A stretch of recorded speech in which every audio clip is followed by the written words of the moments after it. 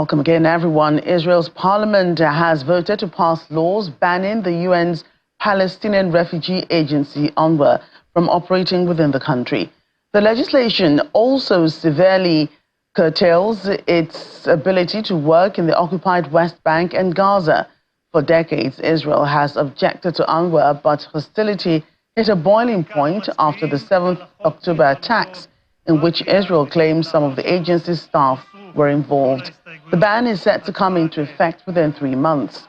Several allies, including the US, UK, Germany, and the UN Secretary General, have expressed serious concern over the move. Meanwhile, UNRWA head Philippe Lazzarini condemns Israel's ban as unprecedented, saying that it opposes the UN Charter and violates the state of Israel's obligations under international law.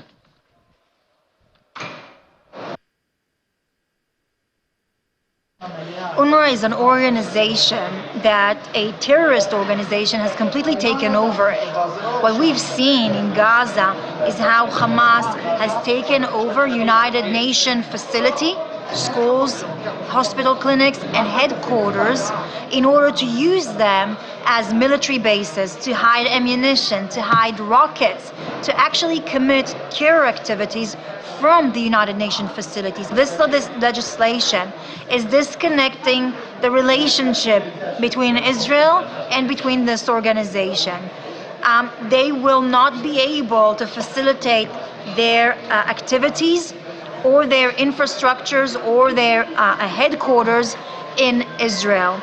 If the United Nations is not willing to clean this organization from terrorism, from Hamas activists, then we have to take measures to make sure that they cannot harm our people ever again. Well, they had a whole year to try and prevent something like that from happening. They could have cleaned UNRWA. The international community could have taken responsibility and make sure that they use the proper organization to facilitate humanitarian aid, like the World Food Organization, like UNICEF, and many other who works all around the world. Instead of that, they have continued to make sure that UNRWA is not compromised. Because I can promise the international community there will not be a vacuum. Israel takes care of its population and everybody who lives in Israel. Therefore, when it comes to water, services will be given. When it comes to health, services will be given, even better services. And when it comes to education, maybe it's about time that the kids in Jerusalem, those who use the services of UNRWA, won't have books where you praise terrorism. If you really want stability, if you really want security, if you want really peace in the Middle East, organizations like UNRWA won't bring you there. Meanwhile, the United States says it's opposed to any effort to halt humanitarian aid into Gaza.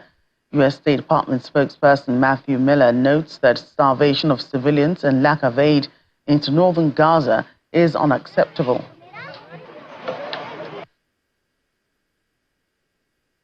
We would clearly reject any effort to create a siege, to starve civilians, to wall northern Gaza off from the rest of Gaza.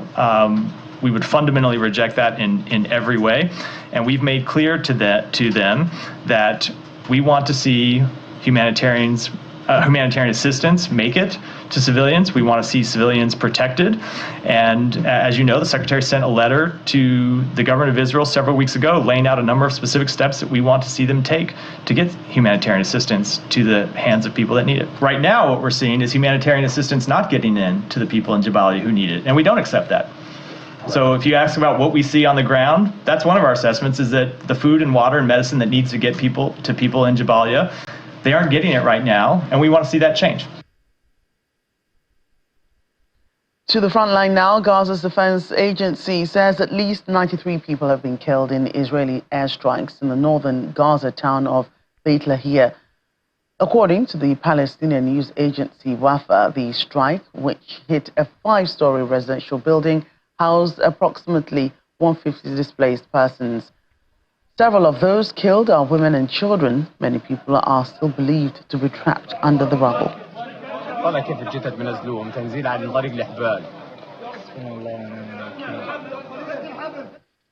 In the meantime, at least 60 people have been killed in Israeli attacks on Lebanon's eastern Bekaa Valley. The Lebanese Health Ministry says 2 children are among those killed in strikes which targeted 16 areas in Baalbek region. 58 people are also wounded and rescue efforts are still underway in the valley, which is a Hezbollah stronghold. Israel has carried out thousands of airstrikes across Lebanon over the past 5 weeks, targeting what it says are Hezbollah operatives, infrastructure and weapons. Baalbek Governor Bachir Koller called the attacks the most violent in the area since Israel escalated the conflict against Hezbollah last month. In another development, Yemen's Houthi says the group has launched drones towards an industrial zone in the Israeli city of Ashkelon. Speaking in a televised address, the military spokesperson Yahya Sarriya said the drone air force of the Houthi armed forces carried out a significant military operation with several drones in Ashkelon, which successfully reached their targets. He says the group will continue their military operation in response to the crimes of what they call the Zionist enemy in Gaza and Lebanon. It adds that the operations will not end until Israel's aggression in the Middle East is stopped.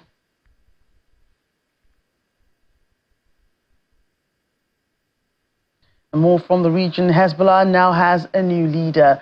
The group named Naim Qassem as its new Secretary General today, following Israel's killing of its previous leader, Hassan Nasrallah, in Beirut last month. According to a statement, Hezbollah's senior counsel said the decision was made in accordance with its process for selecting leadership. Qassem was previously Hezbollah's second-in-command.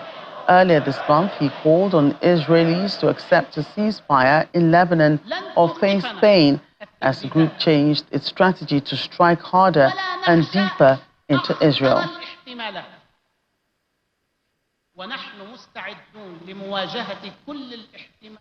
Well, tensions between Iran and Israel was tabled at the United Nations on Monday, with the United States warning of severe consequences if Tehran launches further attacks against Israel.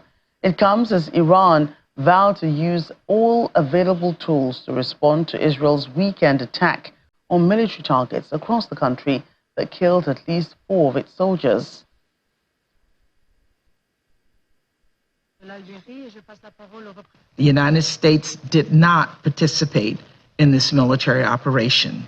Rather, we encouraged the government of Israel to shape the operation as it did. Again, a targeted, proportional, and direct response to degrade Iran's ability to threaten its neighbors, deter further attacks, and reduce the risk of further escalation. Today, the United States' message for Israel remains clear. We will always help secure its people and territory from Iran and its terrorist proxies and partners. Our message for Iran remains clear as well. Should it choose to undertake further aggressive acts against Israel or U.S. personnel in the region, there will be severe consequences. We will not hesitate to act in self-defense. Colleagues, not even 4 weeks ago, on October 1st, Iran launched nearly 200 ballistic missiles at Israel, with many targeting the country's most populous city, Tel Aviv. This brazen attack had the potential to kill hundreds of civilians, and it very well could have, were it not for the United States military assistance defending Israel at President Biden's direction. The responsibility for this dangerous escalation lies squarely with the Israeli regime and certainly with those who enable it, foremost among them the United States, which remain Israeli primary and unwavering supporter in committing these grave atrocities, and also paralyze this august body to fulfill the primary responsibilities. The United States' involvement in Israeli aggression through its provision of technical expertise and advanced military system to Israel has further instigated and emboldened Israel to conduct its aggressive attack against Iran. Therefore, the U.S. government is complicit in Israeli aggression and will bear its consequences. Furthermore, the United States has already been complicit in the ongoing war crimes and genocidal campaign targeting civilian and civilian infrastructure both in Gaza and Lebanon. The vast majority of bombs Israeli drops on Gaza and Lebanon are US-made. In conclusion, Madam President, the Islamic Republic of Iran has consistently championed diplomacy as the pathway to addressing regional challenges and fostering peace and stability. However, as a sovereign state, the Islamic Republic of Iran reserves its inherent right to respond at the time of its choosing to this act of aggression, a right clearly affirmed under Article 51 of the UN Charter. Our response will be lawful and fully compliant with international law.